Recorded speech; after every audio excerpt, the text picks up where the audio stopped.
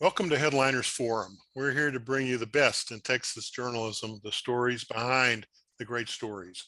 I'm Mark Morrison. Our special guests are Dillon Collier and Tim Gerber of KSAT-TV, the ABC affiliate in San Antonio.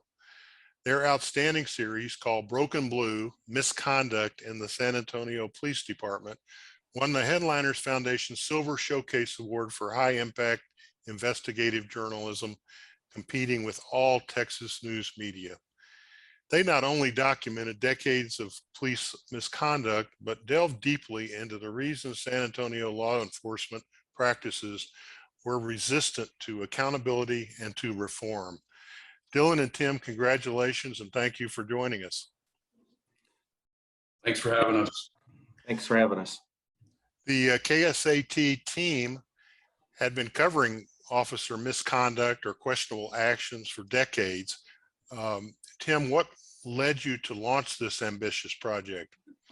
Well, this was really the culmination of several years of investigative reporting that we had undertaken. Accountability journalism is a big thing for us at KSAT and Defenders.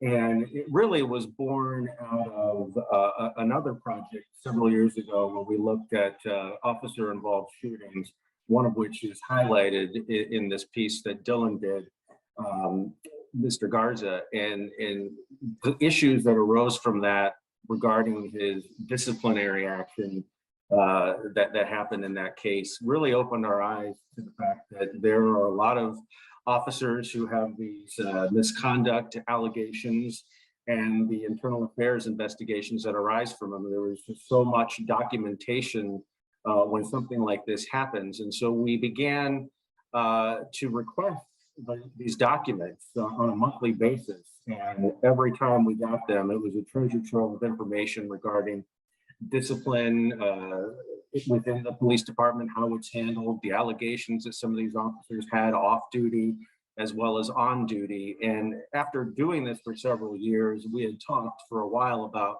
kind of compiling it all together to give a big picture look at it.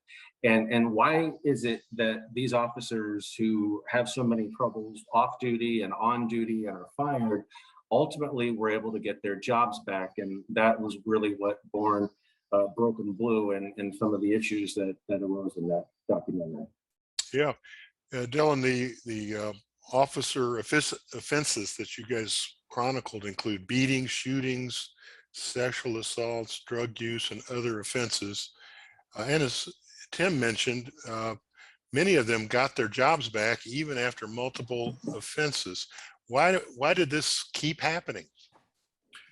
Well, they have an extremely strong collective bargaining agreement and have since the late 1980s. There's a number of protections in place for them when they're accused of a department violation. So really the ball is in their court, not only before they go to internal affairs, but even after they're given a termination, they're able to appeal as long as they do it within 10 days.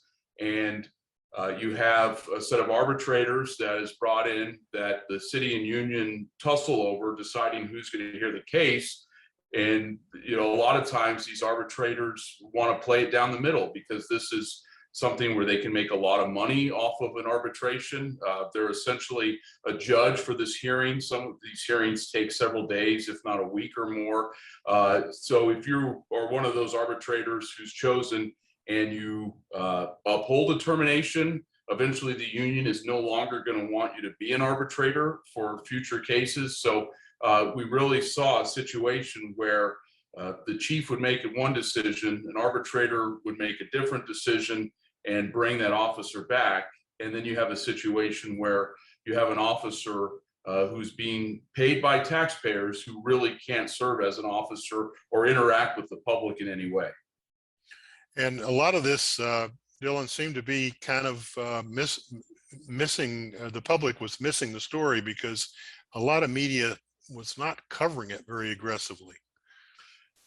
I think the San Antonio market has done a decent job of reporting on officers that get into trouble for whatever reason. If they get a DWI or they're arrested on some sort of charge, the outlets here do a good job of putting that information out there. But other than us, no one was really, maybe the paper occasionally, really following it through arbitration and finding out whether this officer was ever convicted of a crime that he or her had been accused of, or was terminated and that termination stood up. And we found that that really wasn't happening all that often. Yeah, And Tim, to add on to that point real quick, you know, we were doing this at KSAT, and Dillon was working at a competing station for a while. So we were often competing against him, trying to do these similar stories. So we were very much relieved when he came to work for KSAT, and rather than competing against us, we were working with him, and he's brought a bunch to the team and has a real knack for digging this stuff out, and has really helped us in our reporting on all of this. right. And Dylan, there was this, they didn't just open up their offices and their records to you. You had to really do some aggressive work to get the data and this story together. Tell us a little bit about the reporting process. I mean, we've really had to become experts, and I'm talking about our entire unit. Anybody that requests police records at KSAT, Tim, we have a producer, we have someone on the digital side that does a lot of our suspension reporting. We've essentially had to become experts on the Texas Public Information Act and being able to call out the city when they don't release something that is public. And that could be something as small as a personnel file for an officer. A lot of times the city will reject our request, even though under Texas law, if an officer has been terminated and appeals or has been arrested, their picture is public information. And that's something sort of on the small scale that we've had to fight. And then on the larger level, in terms of trying to get body worn camera footage, there's a whole other set of rules for that in abiding by the Texas Occupations Code. So it's really been one of the great challenges of my career, is to learn the Public Information Act, become an expert in it, and use it to continue to do reporting, because like you said, they don't hand anything over to us other than maybe a 1 or 2 page description of why an officer is being terminated. Right. And Tim, tell us about your finding that actually Texas law was one factor that was providing quite a bit of protection. Some critics call it excessive protection for officers accused of abusive practices. I believe you're referring to the state civil service law, which grants officers 180 days. Basically, cities are kind of held into this box where once an officer is accused of some sort of violation, they had 180 days from the time that that incident happened to basically discipline that officer.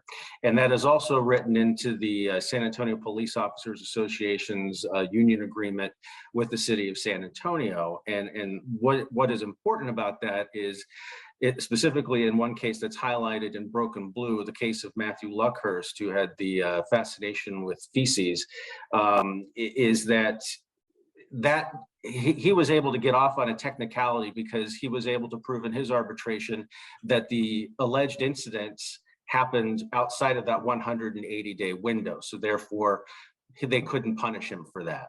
There is now discussion in their new contract negotiations with the city to kind of close that window a little bit and make it easier, to where the union and the city have kind of agreed that 180 days doesn't start when the alleged incident actually happened, but when it is discovered by the police department in the city. So the clock doesn't start ticking until it's discovered. It gives them a little more leeway to go after these guys and properly punish them. Dylan, you told the story with several individual cases of officers who managed to get their jobs back after they had committed serious abuses. Could you talk a little bit about one very extreme case, that of Officer Lee Rackham? Yeah, and Officer Rackham, you had someone who had been fired 6 times, reinstated 5 times, and it was in the process of being reinstated possibly for a 6th time when he finally retired in January of last year. And these are allegations on everything from domestic violence to racist tirades against the public, to homophobic comments made about Chief William McManus on social media more recently. And this is an officer whose problems have continued even after he retired from SAPD. He's currently in jail in Tennessee. He's accused of shooting a sheriff's deputy who responded to his home over the summer, and he's now charged with attempted capital murder of a peace officer. Matthew Martin, an officer that Tim covered for a number of years, no longer with SAPD, but in and out of jail, facing a flurry of felony charges, including child pornography. So officers who have serious issues that creep into their personal lives and issues that continue even after they leave the department for whatever reason. And in some cases, this is where the top the management has tried to fire them, but yet the system seems to prevent them from doing what they would be the right thing in some of these cases. And Tim can speak to Matthew Martin and the department's hiring of handling of him, but with Rakin, this is an officer that Chief McManus would actually give interviews about, and he rarely gives interviews about individual punishments that he hands out and individual officers that have done wrongdoing. So that tells you everything you need to know about what McManus thought of Officer Rakin.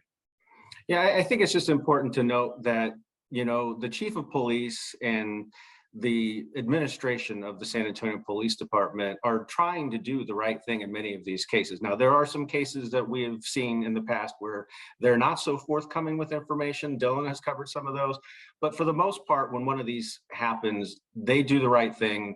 There is a committee or a board that reviews these indefinite suspensions before they go into effect, that review all the evidence, and then the chief finally says, okay, we're going to go with the indefinite suspension. But the fact that the arbitrator can then overturn basically what is a termination of an officer, and then that punishment can be dropped down to a 45-day suspension, and that person gets their job back. And these arbitrations often take 2, sometimes more than 2 years. So by the time the officer gets their job back, they also get a big paycheck for all of the back pay that they missed out on while they were going through this process, and they get all of their benefits back too. So, you know, while the department tries to do this, their hands are often tied because of this arbitration process. Tim, your report was having a big impact even before the tragic afternoon when George Floyd died on a Minneapolis street, and national backlash against some law enforcement tactics got going. Please recall some of the impact that your series had early on and continues to have. Well, I think there's been an appetite in San Antonio for seeing police accountability well before the national attention on George Floyd occurred. You know, this special aired in January of that year, well before all this happened. And it just so happens, you know, unfortunately, that the timing was really good for this issue to be brought up by us and continued into the summer, where there were police activists who were wanting more reform. And it all came to a head this summer with a Proposition B, which was put forward onto our municipal elections, where they were trying to basically take away the collective bargaining rights of the San Antonio Police Department. And the police department and the unions fought really hard against it. And basically we were saying that this was going to be another way of defunding the police, which it wasn't even close to that. And it did a lot better than people expected. It failed with not 51% of the people voted against it. So it was very close. And that is now carrying over into the current negotiations for the new contract. And it feels like the city kind of has a little more wind at its back now that they're at the table, because they saw that the public does have an appetite for reform when it comes to these issues, specifically with police accountability and the way that they're disciplined. And you mentioned that there's some negotiations going between the city and the union these days. Is there any sign that the union is taking a more reform-minded view toward these kinds of procedures that they have? I would say that they're digging their heels in on that very, very hard. Dylan probably could talk a little bit more about that. He's covered the recent negotiations more closely than I have. Yeah, the current contract expired September 30th. They've met one time since then and are essentially at an impasse on officer discipline on this very issue of the power of the arbitrator. Does the power rest in the arbitrator's hands to bring back an officer? And if so, in what situations? The city really wants the arbitrator to only be able to overturn a termination unless there's a preponderance of evidence that the chief somehow messed up in his determination that this officer should be gone. And that really is one of the only sticking points between the two sides currently. Yeah, so Tim, that's part of your ongoing coverage of this that's now gone on for a year and a half and more. What are some of the other follow-up coverage that you're doing to keep this issue in front of the public and the public officials? Well, unfortunately, there are police officers who continually get in trouble. So there is always another case out there. And as they come up, we report on them. And the ongoing negotiations, we've been doing a lot of coverage on that. And anytime that there is one of these officers that goes before the arbitrator, it took us a while to figure out where they were having these meetings and how to get access to them. And once we figured it out and continued to show up, it keeps the pressure on them that the public's watching, we're watching. And so whenever these incidents happen, we will be there and we'll continue to cover it from the moment the person is in trouble and terminated or given an indefinite suspension all the way through what happens with that arbitration. Tim Gerber and Dillon Collier, thanks for sharing with us how you and your team reported and aired this excellent coverage. Well done. Thank you so much for recognizing our hard work on this and for everything that your organization does for journalism and journalists here in Texas. You're very welcome. You can link to KSAT's Broken Blue report and to interviews with other award-winning Texas journalists on our site, headlinersfoundation.org. For Gary Pickle, producer of Headliners Forum, I'm Mark Morrison.